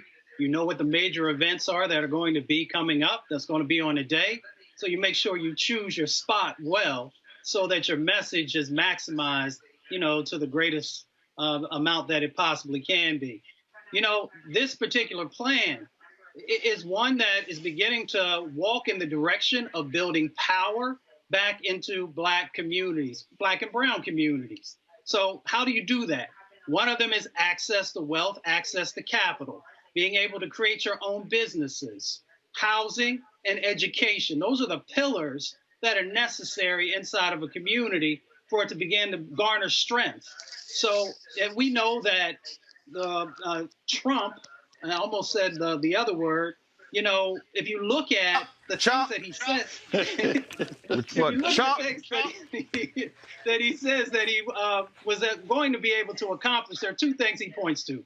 One is that little bit of business that he did in helping some brothers and sisters come home, and the other one is the opportunity zones. And when you actually look at what's going on in our communities, there's been very little benefit from the opportunity zones. So for Vice President Biden to begin to put a plan together to actually help people to access, you know, the wealth, the money that's necessary to make changes happen in our community, it is a move in the right direction. And as Michael said, you know, people will continue to build upon the bones of that to make sure by the time that he gets to Election Day that it is reflective of what the needs are in Black America. All right, folks, got to go to a break. We come back. We're going to talk several different things. First, we're going to talk about the latest anti-Trump online ads. We also going to talk about Omari Hardwick's upcoming Hip Hop Film Festival. That is next, right here in Roland Martin Unfiltered. You want to check out Roland Martin Unfiltered? YouTube.com/Roland S. Martin. Subscribe to our YouTube channel. There's only one daily digital show out here that keeps it black and keep it real. It's Roland Martin Unfiltered. See that name right there? Roland Martin Unfiltered. Like, share, and subscribe to our YouTube channel. That's youtube.com/Roland S. Martin. And don't forget to turn on your notifications so when we go live, you'll know it.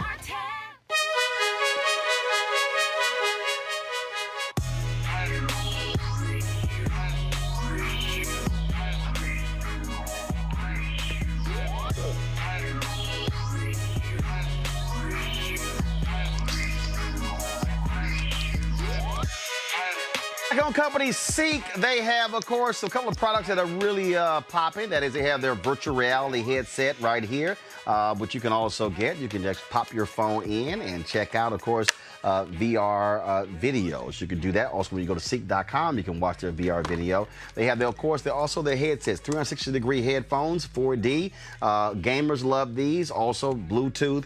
Amazing bass and sound to these headphones. If you want to get these, go to Ceek.com, CEEK.com. Use the promo code RMVIP2020. Ceek.com, CEEK.com. The promo code is RMVIP2020. All right, folks, lots of online ads jamming up Donald Trump. Roll them and let's talk about it. These are the memories COVID took from us. A child's birthday, time spent with friends, a first kiss, or the big day. A homecoming game on a cool fall evening, the first day of college, or a proud graduation. Dreams of starting a business and building a legacy, lifting our hearts in prayer and sharing our faith in God together. The blessing of a peaceful passing of an elderly parent surrounded by family. COVID has robbed America of so much. None of this had to happen. We have suffered needlessly because Trump is a fool, a liar, and a failure. Most countries stopped it. Trump refused. It's Trump's virus now, and before it's over, 1 million of us could die. What we've lost reminds us of the stakes this November. It truly is a choice, America or Trump. The Lincoln Project is responsible for the content of this advertising. Texas is opening up, and I'm not sure that we even have a choice. I think we have to do it. Abbott's stay-at-home order expired on Friday, hours after Texas reported its largest single-day total of COVID-19 deaths. I want to commend the governor for your decisive action, reopening this economy. Are you willing to take a chance on your survival for your children and grandchildren? I'm all in. Texas is in crisis mode. You flattened the curve here in Texas. Demand is overwhelming COVID testing sites, an hours-long wait. A major federal testing site in Texas set to close tomorrow, even though coronavirus cases there are still surging. In the hard-hit Rio Grande Valley, the largest hospital system says they are near capacity. Since May, the state's case count has exploded. Now they have set up a panel to decide who gets treatment and who gets to just go home and die with their family. Governor Abbott, when you look at the job he's done in Texas, I rely on his judgment.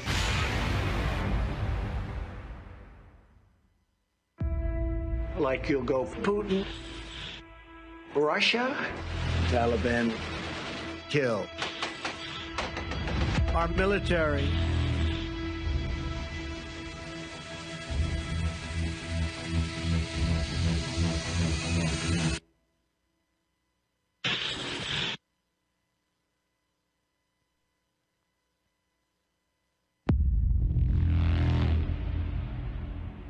The most deceptive, lying president in history finally told the truth.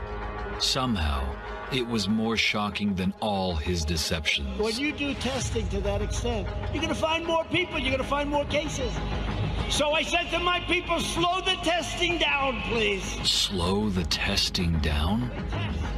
Slow down our chance to save tens of thousands of lives. Slow down our understanding of where COVID is and how it's spreading. slow down the steps to reopen the economy, every single expert told him to test more and test faster. And now we know his response. Slow the testing down, please. That's why this November, more than ever, the choice is clear.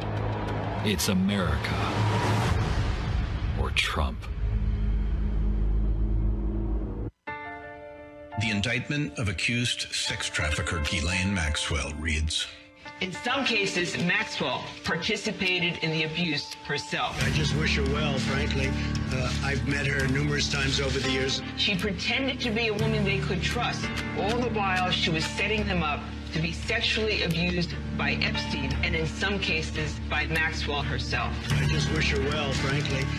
I've met her numerous times over the years. Maxwell would discuss sexual topics with the victim and undress in front of the victim or be present for sex acts. I just wish her well, frankly. A woman accused of being at the center of an international child rape ring. And the President of the United States says, I just wish her well, frankly. Had enough. On November 3rd, it's time to return honor and dignity to the White House. The Lincoln Project is responsible for the content of this advertising. I, Donald John Trump, do solemnly swear that I will faithfully execute the office of President of the United States. So help me God. Let the television burn, babe. There's a riot in the street. If you have been waiting to break glass in case of emergency, we are there. At their feet. We felt a change, but ain't it a shame how it all turned out? You know what I am? I'm a nationalist. It was a long time coming. It's a little late now. I will teach my grandkids to hang one. Stack up the dead till they block out the sun. These white boys with money make the whole world run. Can anyone on the Republican side say unequivocally Black Lives Matter? You and me, brother, we're the dangerous ones. You and me, brother, we're the big. There's nothing wrong with it. I got a daughter right here. She's 18 years old. 18. She's the first time voting in the first service. So let it burn, let it burn, let the motherfucker burn. It's election day. We have to fight until the end, though, brother. We got to go down swinging. We are the first generation to be able to say, I guess it's gonna burn either way. you can't tell me nothing. Well, the shots been fired, but the war ain't won. These white boys with money better learn how to run. Oh, I'll hit you back, the blood hit your tongue. You and me, baby, we're the dangerous ones. You and me, baby, we're the dangerous ones. My daughter said if I was 18, I would have been out there doing it, so get your butt out there and vote. She's 17. She's telling me what to do. So I had to do it.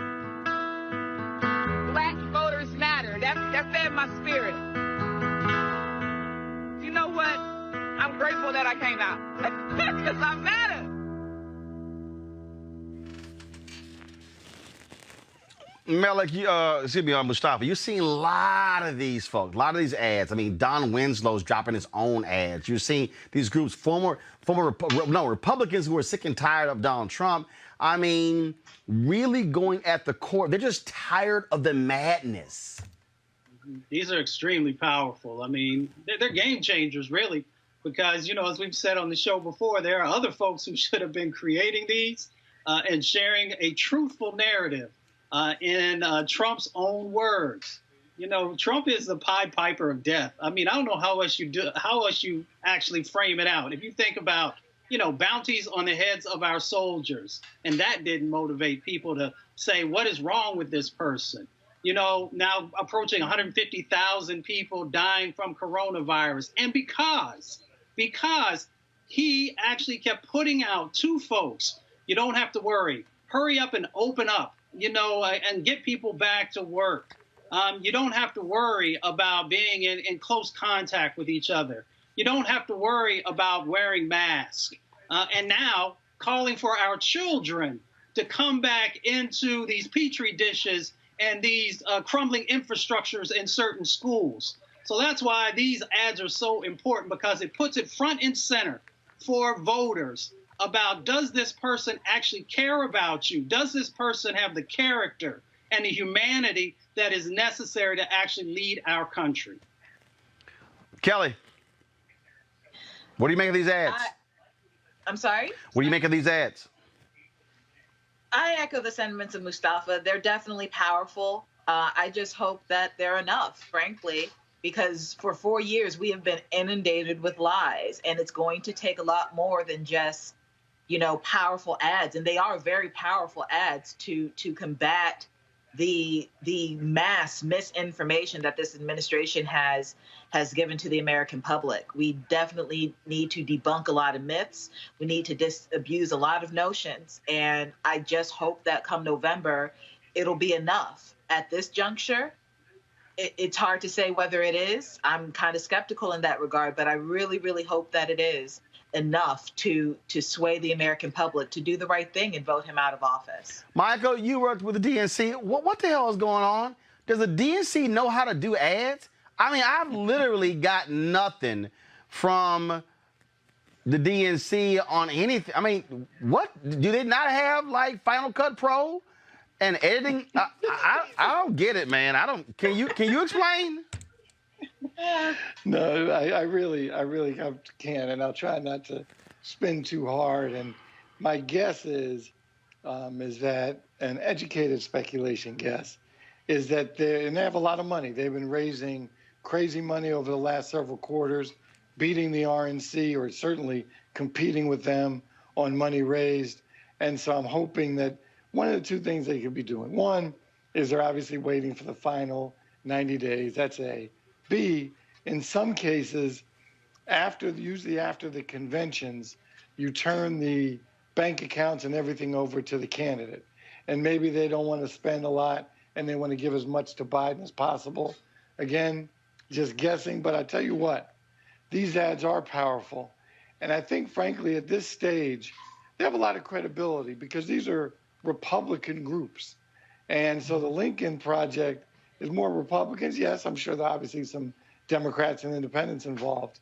But the fact that it's his own team that are putting up these ads, it will make a difference on the fringes. Keep in mind, we know 45 has his solid, I guess we could certainly debate whether it's 30% or 32%, 33%.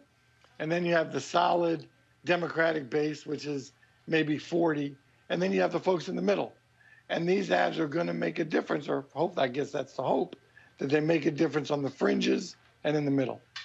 All right, then. All right, folks. I certainly appreciate all three of you, Kelly, Mustafa, Michael. Thank you so very much for being on the panel today. All right, folks. Got to go to a break. We come back. We'll talk Amari Hartway's Hip Hop Festival right here on Roland Martin Unfiltered. Y'all too early. Control room, you're too early. I ain't done. Now, play it.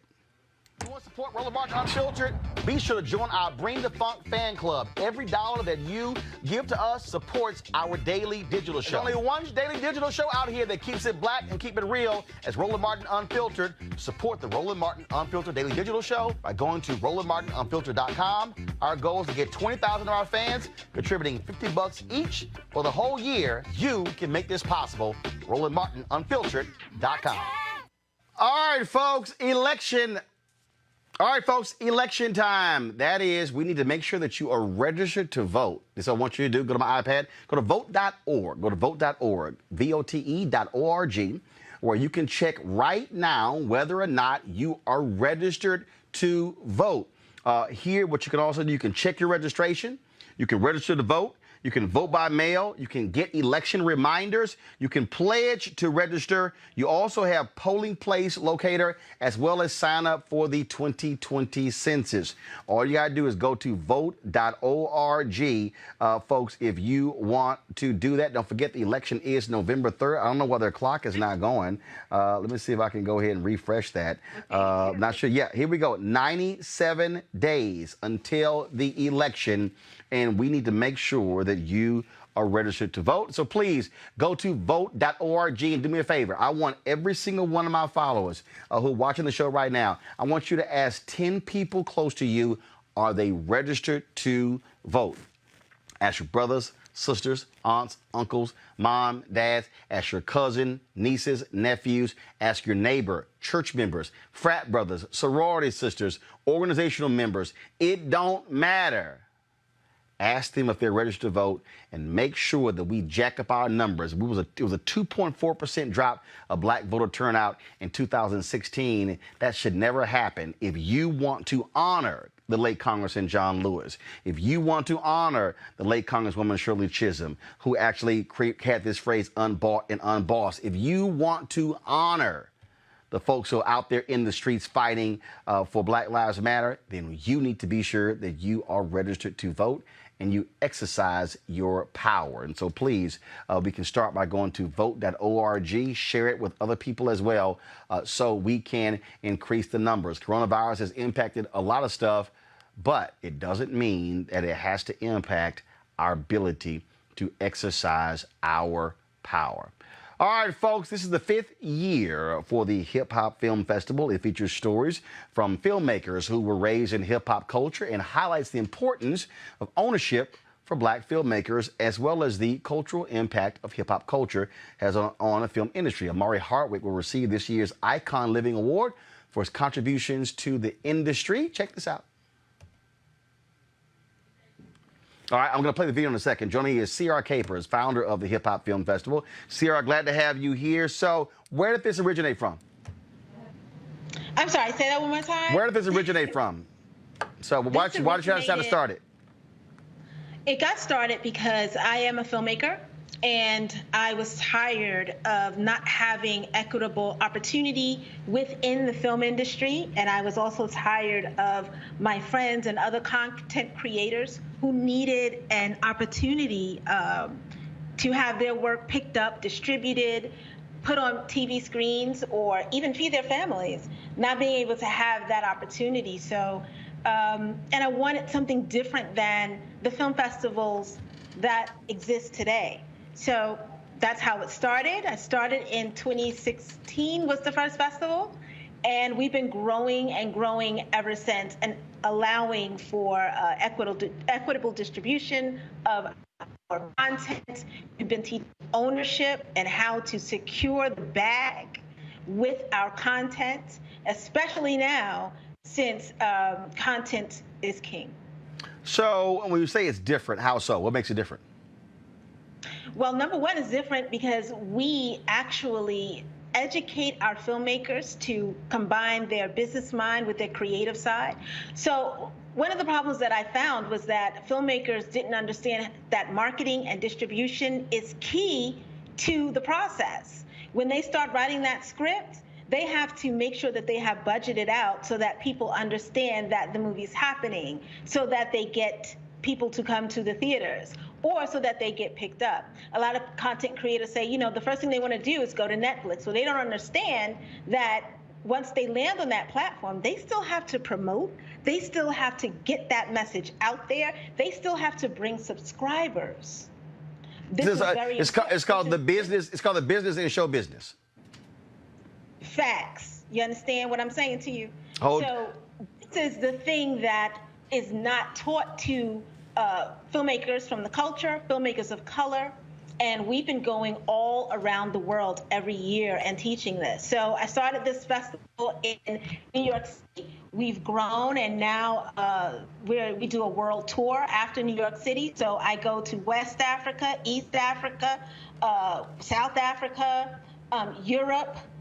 I go all around the world. I take the festival, I truncate it into 2 days, and I go out to these countries, into film deserts, and we go and support filmmakers where they are. And then we bring everybody back to New York City for an amazing celebration, 4 days of fresh. You can't find it nowhere else. And we're from the culture. We're born and raised in this culture, which is hip hop. So, you know, we got the baddest festival on the block. So will this be in person, or will it be virtual this year? It is, well, I hate the word virtual. That's a horrible word to a filmmaker. So we're coming to you live. meaning we are alive. We've survived COVID, so we're coming to you live from wherever you are, baby. We are in your homes. The filmmakers are coming from their homes. We have musical performance. We have a global rap battle for entertainment purposes, obviously. But all of these rappers from around the world are coming to entertain the filmmakers and all of our festival attendees right from where they are. So everybody will be able to enjoy from the comfort of their home, but we're coming to you live, channel live. All right, folks, then this is the actual video we were talking about. We help build this nation just as much as anybody else. I'm just a melanin American on a journey to accumulate wealth.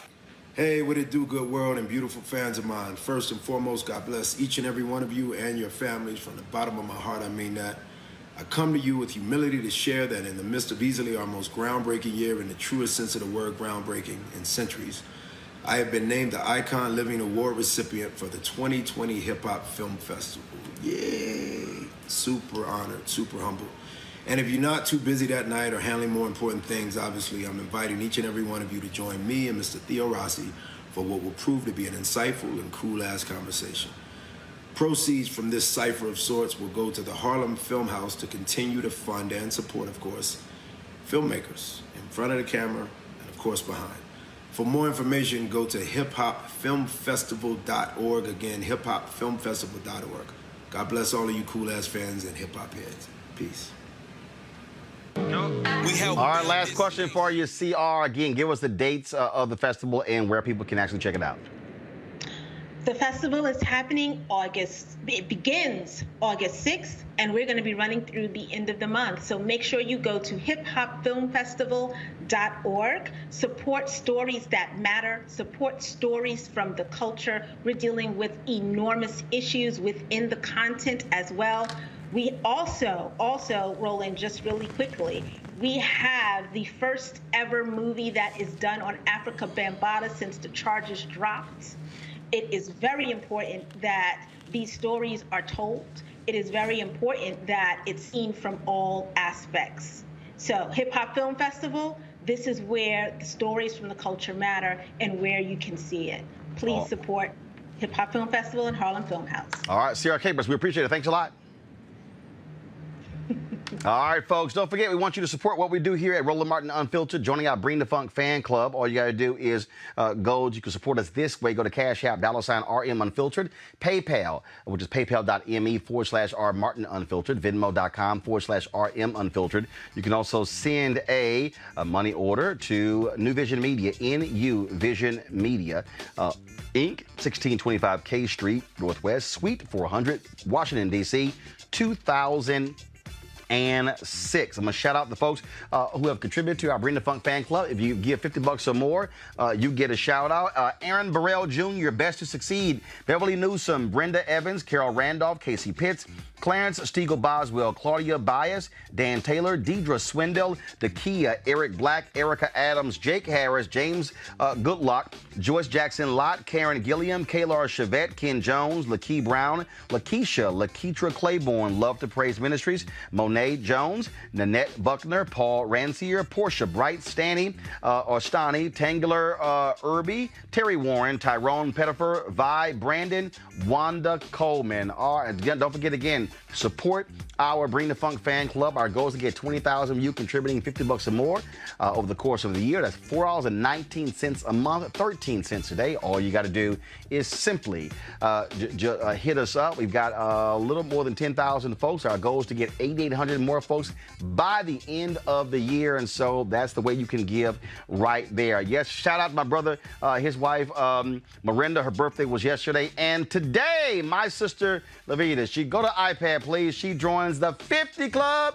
And so that's my sister Lavita Martin Marshall right there, rocking one of the dresses I got her when she was in Ghana. And so happy birthday to my sister Lavita. All right, folks, I got to go. I'll see you guys tomorrow right here on Roland Martin Unfiltered, where we're black owned and unbought and unbossed. Shout out Congresswoman Shirley Chisholm.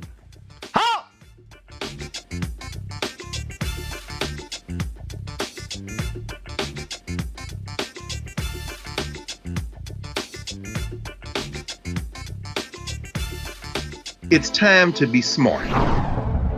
When we control our institutions, we win. This is the most important news show on television of any racial background. Y'all put $2, $3, $4, $5, $10, $15, $20, $30 on this and keep this going. What you've done, Roland, since this crisis came out in full bloom. Anybody watching this, tell your friends. Go back and look at the last 2 weeks, especially of Roland Martin Unfiltered. I mean, hell, go back and look at the last 2 days. You've had sitting United States senators today, Klobuchar and Harris. Whatever you have that you can bring to Roland Martin Unfiltered to support it, please do, because this information may literally save your life. Watch Roland Martin Unfiltered daily at 6 p.m. Eastern on YouTube, Facebook, or Periscope, or go to RolandMartinUnfiltered.com. Support the Roland Martin Unfiltered Daily Digital Show by going to RolandMartinUnfiltered.com. Our goal is to get 20,000 of our fans contributing $50 each for the whole year. You can make this possible. Roland